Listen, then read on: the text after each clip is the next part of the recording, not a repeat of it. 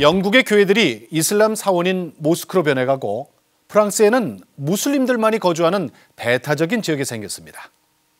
기독교가 설 자리를 잃어가면서 이슬람 문화가 그 자리를 대신하고 있는 겁니다.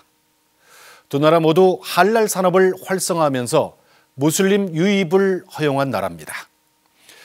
그런데 이 나라에는 최근 어떤 일들이 일어났습니까? 할랄 푸드 육성 정책을 발표한 우리나라.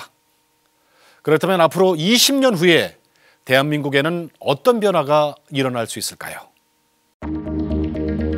2016년 1월 28일 한국무역협회는 코엑스의 무슬림 전용 기도실을 개소했습니다.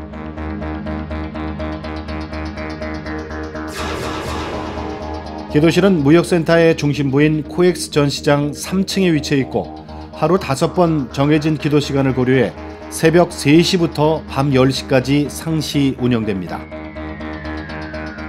또 메카 방향을 표시하는 나침반과 이슬람 경전, 코란 등이 상시 비치되어 있어 무슬림의 방문 편의를 높였습니다.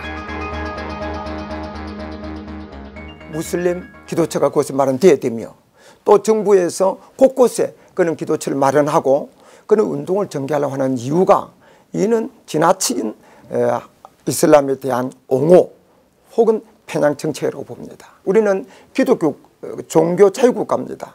그러니까 종교 그들의 활동을 막을 수는 없지만은 국가에서 그런 것을 갖다가 옹호해 주는 것, 그런 것은 문제라고 보는 겁니다. 우리나라의 다가올 미래의 모습은 유럽의 현재를 통해서 살짝 엿볼 수가 있습니다. 여러 민족이 어울려서 살아가고 있는 유럽. 다문화 시대를 열어온 개척의 땅이라고 할 수 있습니다. 할랄 산업과 다문화주의를 받아들이면서 무슬림의 빠른 인구 증가로 그들 말에 마을이 형성되어 있습니다. 이런 경향은 이슬람 경전인 코란에 근거하는 것입니다. 코란에 의해서 비무슬림들과는 절대 친구로 삼지 말라. 그러니까 이런 친구로 삼지 말라는 구절들 때문에 자기네들끼리 모여 살아요. 그러면 다른 사람들이 오는 게 싫은 거야.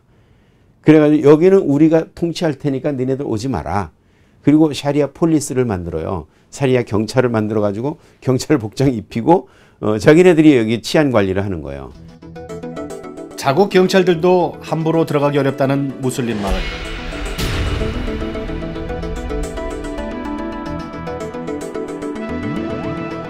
이곳에서 무슬림들은 자신들만의 종교와 문화를 고수하면서 배타적인 공동체가 되어가고 있습니다. 현재 영국 법이 미치지 못하고 이슬람 법에서 지배되지는 그런 특별한 지역으로 됐다는, 그리고 그곳이 여러 가지 범죄자들의 도피처 아니면 테러와 여러 가지 연관이 되는 그런 일로 인해서 골머리를 앓고 있는 것으로 알고 있습니다.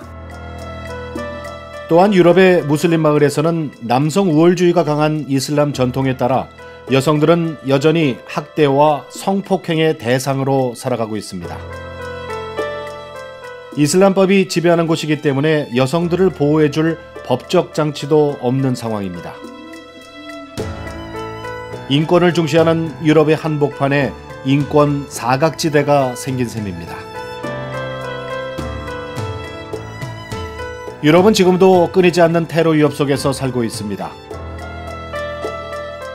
이슬람 근본주의자들이 크고 작은 사건의 배후로 지목되고 있는 것이 현실입니다. 아주 심각한 그런 상황에 놓여져 있는 것 같습니다. 영국 전역에 확대되는 그런 상황이어서 사회 문제가 점점 되어가고 있다고 이렇게 보여집니다. 자칫 잘못하면 이 경제적인 이유로 어느 특정 종교가 국내적으로 확산되는 일에 정부와 또 이 지방자치단체들이 이바지 않은 결과가 될 수 있다고 생각이 되어집니다. 이런 사회적인 변화와 함께 가장 주목해야 할 또 하나의 변화가 있습니다. 기독교의 뿌리가 있는 종교개혁의 땅 유럽이 더 이상 기독교의 땅이 아니라는 것입니다. 교회의 자리는 텅 비어있고 노년층만 간간히 찾아오는 곳으로 변해버렸습니다. 거기에 심지어 교회가 이슬람에게 팔려 모스크로 변한 경우가 허다합니다. 이 교회는 얼마 전 아이들에게 이슬람 경전을 가르치는 무슬림 교육과 예배의 장소인 모스크가 되어버렸습니다. 영국 교회는 많은 교회들이 다 문을 닫고 있는 실정이에요. 이슬람 그 커뮤니티 센터로 그렇게 변화가고 있어요. 이러한 교회의 비극은 경제 발전을 위해서 무슬림과 이슬람 문화를 받아들이면서 서서히 시작된 것입니다. 영국뿐만이 아니라 유럽 전체적으로 무슬림 인구가 이제 확장이 되고 있는 상황인데, 그 이슬람의 궁극적인 목표가 결국 이 전 세계를 이슬람화하고 그리고 자신들의 종교법으로 세계를 통치하려는 그것이거든요. 그리고 이것을 이루기 위해서는 어떠한 폭력도 정당화하고 있다는 것이 아주 위험한 부분인데, 할랄 식품 산업을 선점하고 있는 호주. 할랄 산업으로 인해 이슬람 확산이 되면서 호주 기독교인들 역시 반대 시위에 나서고 있습니다.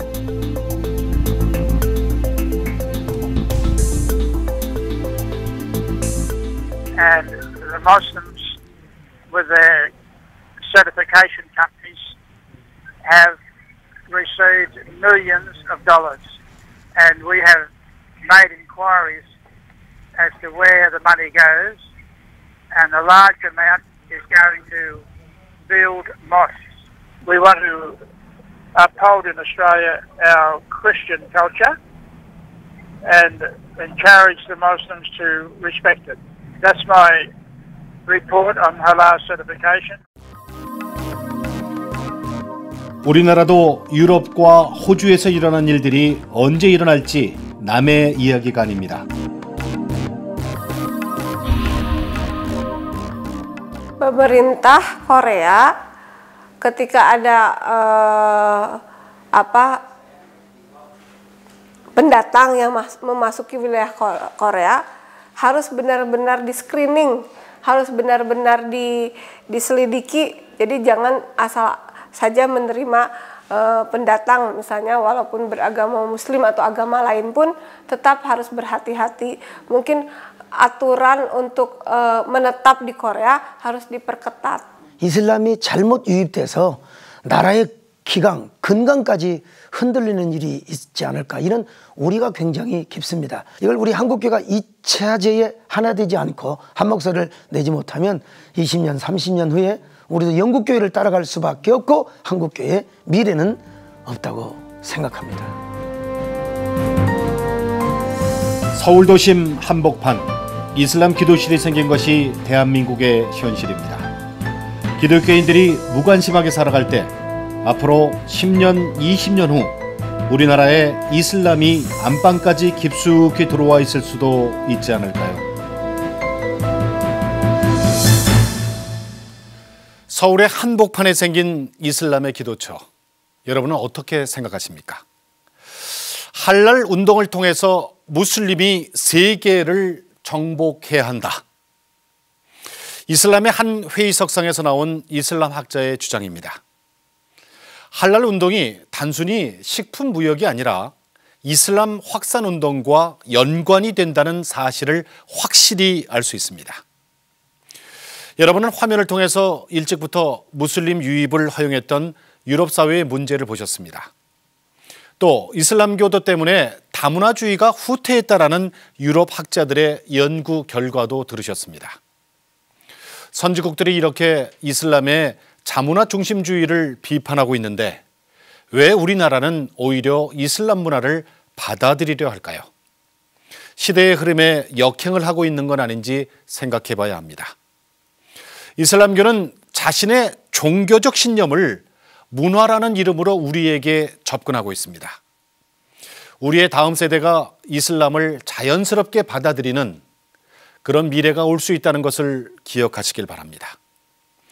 하나님의 나라를 이 땅에 실현하기 위해 우리가 지금 무엇을 해야 할지 기도하고 우리의 목소리를 내야 할 때입니다.